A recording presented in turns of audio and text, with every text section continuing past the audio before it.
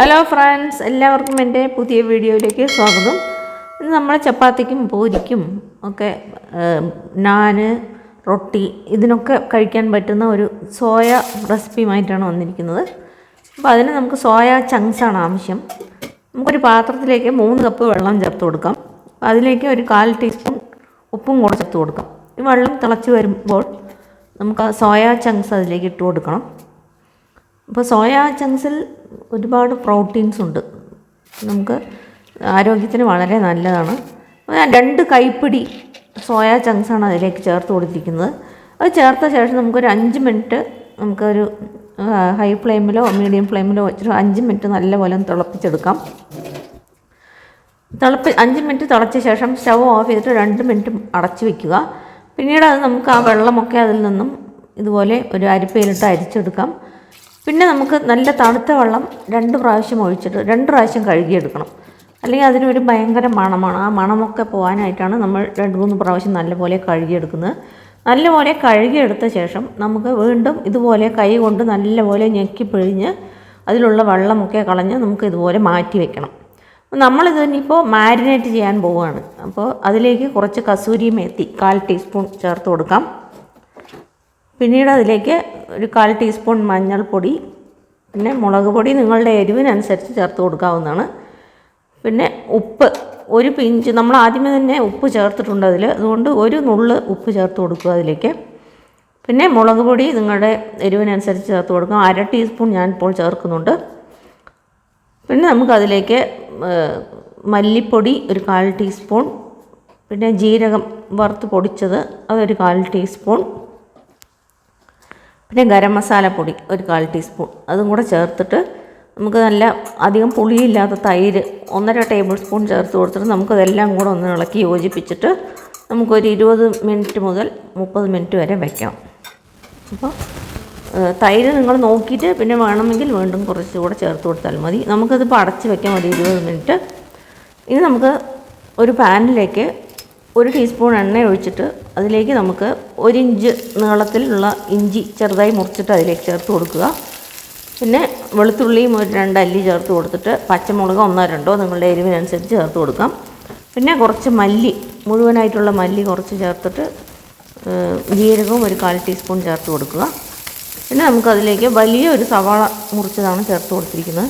സവാളയൊക്കെ ഇതെല്ലാം കൂടെ ഒന്ന് വഴറ്റി സവാളയൊക്കെ നല്ലപോലെ വഴണ്ട ഒരു കളറൊക്കെ മാറി വരും, നല്ലപോലെ വഴണ്ടിട്ട് അത് ട്രാൻസ്പെറൻ്റ് ആയിട്ട് വരും കളർ. അപ്പോൾ ഈ സമയത്ത് നമുക്കതിലേക്ക് തക്കാളി ചേർത്ത് കൊടുക്കണം.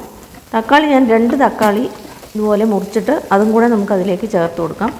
ഇതും നല്ലപോലെ ഒന്ന് വഴറ്റിയിട്ട് തക്കാളിയൊക്കെ നല്ലപോലെ ഒന്ന് വെന്ത് ഉടഞ്ഞ് വരും. ആ സമയത്ത് നമുക്ക് കുറച്ച് ഉപ്പ് ചേർത്ത് കൊടുക്കാം. ഒരു നുള്ളു ഉപ്പും കൂടെ ചേർത്തിട്ട് എല്ലാം കൂടെ ഒന്ന് ഇളക്കി യോജിപ്പിക്കുക. എന്നിട്ട് സ്റ്റവ് ഓഫ് ചെയ്ത ശേഷം കുറച്ച് മല്ലിയിലയും കൂടെ അതിലേക്ക് ചേർത്തിട്ട് ഇതൊന്ന് തണുത്ത ശേഷം നല്ലപോലെ ഒന്ന് അരച്ചെടുക്കണം നമുക്ക്. അപ്പോൾ നല്ല ഫൈൻ പേസ്റ്റായിട്ട് വേണം അരച്ചെടുക്കാനായിട്ട്. അത് നമുക്ക് അരച്ച് വയ്ക്കാം. ഇനി നമുക്ക് ഒരു പാനിലേക്ക് 1 ടേബിൾ സ്പൂൺ നെയ്യാണ് ഞാൻ ചേർത്ത് കൊടുത്തത്. നിങ്ങൾക്ക് വേണമെങ്കിൽ എണ്ണ ചേർത്ത് കൊടുക്കാം. പിന്നെ നമ്മുടെ ബേ ലീഫ് ഒരെണ്ണം, പട്ട, ഗ്രാമ്പു, ഏലക്കായ ഇതൊക്കെ നമുക്ക് 2 വീതം ചേർത്ത് കൊടുക്കാം. പിന്നെ ജീരകം, 1 നുള്ളു ജീരകവും 1 നുള്ളു പെരുംജീരകവും കൂടെ ചേർത്ത് കൊടുക്കാം.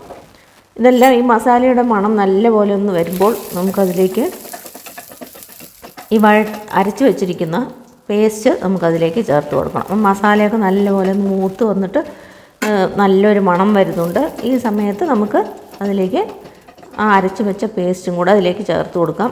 ചേർത്ത് കൊടുത്തതിന് ശേഷം നമുക്ക് ആ മസാല ഒന്ന് നല്ലപോലെ ഒന്ന് വഴറ്റിയെടുക്കും.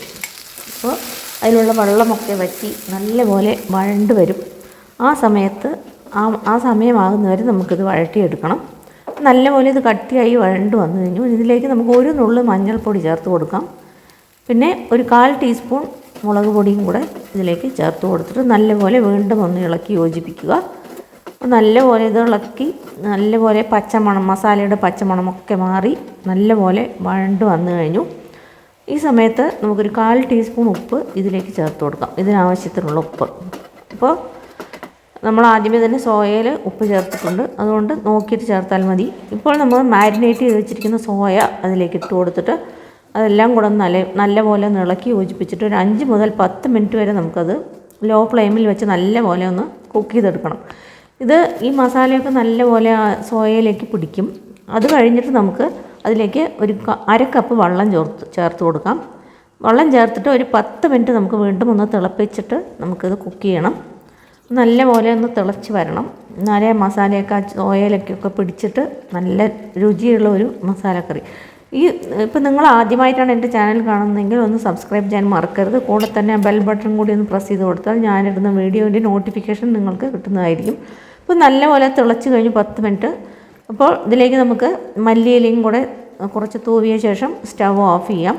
നല്ല രുചിയുള്ള ഒരു സോയ ചങ്ക്സ് കറി റെഡിയായി. ഇത് നമുക്ക് ജീര റൈസ്, ചപ്പാത്തി, പൂരി, നാന്, പൊറോട്ട ഇതിൻ്റെ കൂടെയൊക്കെ കഴിക്കാൻ പറ്റുന്ന ഒരു കറിയാണ്. ഇത് വളരെ പ്രോട്ടീൻ റിച്ചുമാണ്. അപ്പോൾ നിങ്ങളെല്ലാവരും തീർച്ചയായും ഉണ്ടാക്കി നോക്കുക. ഈ വീഡിയോ നിങ്ങൾക്ക് എല്ലാവർക്കും ഇഷ്ടപ്പെട്ട് കാണുമെന്ന് വിചാരിക്കുന്നു. വീണ്ടും ഒരു പുതിയ റെസിപ്പിയുമായി കാണുന്നവരെ നന്ദി, നമസ്കാരം.